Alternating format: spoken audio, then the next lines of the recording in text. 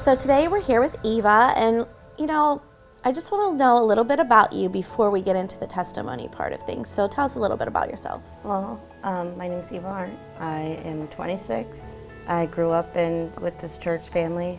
Always going to church with my pap, and I have a 4-year-old daughter who keeps me on my toes. Yes. I love doing crafts and anything artsy. Yeah. Cool. So, yeah, you grew up in this church. I've known you, for years. And tell us just a little bit about what childhood was like for you. My childhood was rough. Parents divorced, fighting in front of us, about us. And when my mom got remarried, he was, growing up, he was a little bit abusive. My mom didn't know a lot of the stuff he was doing. Okay, so your parents got divorced, and then your mom was with someone new, and so some things started happening that really changed and affected your life, right? Yes. Tell us a little bit about what you're willing to tell us about that journey. Well, like he would just go over the top with punishments. And then, so we took a break from seeing him, like we stopped seeing him for a while. And then we were asked to give him a second chance I was around 12 years old. So we did, we thought, maybe he's changed. We were wrong. I turned 13 and he started raping me until I turned 16. Okay. At that time, I was questioning God because I was praying every day for it to stop, but it never did. Right. So I started questioning God. Right. And wondering, why.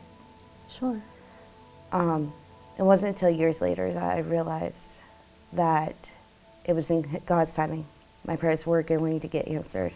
Mm-hmm. He had to wait till I was strong enough. So this was 3 or 4 years this was happening, and I think I know, but was this happening to your sisters also? A little. A little.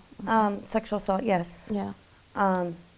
And then my mom had no idea what was going on. He would do it when she was at work or sleeping, or take me somewhere, say he's taking me to the store. But as soon as she found out, as soon as we told her, she immediately believed us and called him and told him that he's out, right. To never come back. Right. Good. And she left it up to us to go to court or not. And at the time we said no. But my dad convinced us that we needed to stop him from doing it to anybody else. Mm. So he got 8 to 16 years, 5 years probation, 10 years parole, and Megan's law for life. Wow. Okay. It's been about 9 years since he was in, almost 10, and we have to go through a parole hearing every year and relive it every year. Yeah, that would be very hard. In those 3 to 4 years that this was happening, I'm sure that you lived probably in total fear to even come home, right? Yes. There was no safe place for you. Yes, I never missed a day of school because I never wanted to be home. Right. But I couldn't escape from school either because I was getting bullied really bad at school. Yeah. So there wasn't really any safe place for me to actually go to. So I kind of went a little angry. Yeah. Understandably. So, I didn't have that happen to me, but I understand where you would go to that fear place, you'd go to questioning God, why, the anger. That's all understandable to go through during that time. So once you let your mom know and he was out and now, behind bars, what changed for you in that process? I was finally free. Yeah. I was no longer going through that and knowing that he couldn't do it to anybody else. And at the time I thought I was protecting my sisters because I didn't know what he was doing to them. So I thought, as long as he's doing this to me, he wouldn't be doing this to them. But I was wrong. He was. And after everything came out, we found out that he was like this since he was a kid. And he did it to his cousins or nieces, I can't remember which one. And it just got brushed under the rug. And he was just told, don't touch them again. Yeah. And that was it. it's a very hard thing to talk about.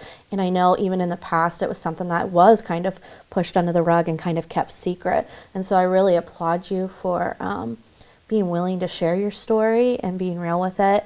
And I know that you're even doing something with the high schools and things. Tell people what you're doing there. I am speaking at schools or anywhere I can speak about red flags for sexual abuse and the effect of PTSD, long-term effects. And it's been going really well. I just spoke at Blair Community Action, and I plan on going to more schools and doing God's work. God's been telling me to do this for years, and I'm finally doing it. Yeah, and that's brave. It's a brave thing for you to do, and I know that it's going to help so many people, get through, because this is going on, behind closed doors most, times, and so this will be a great help for many, many people. What would you say to someone that might be going through this to help them to heal and to move forward? You're not alone. I know at the time it feels like it, but you're not. There are many people out there who have been through what you're going through or have been through, and we're getting stronger every day.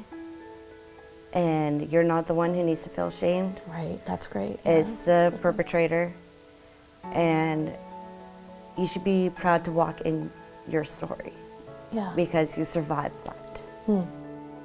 It's powerful because, one thing I heard you say is like you took blame on thinking you were protecting your sisters, and I'm sure that other people take a lot of blame and shame on themselves when it's really had nothing, absolutely nothing to do with you or them. And there are evil people in this world that make horrible, horrible decisions, but that affect us.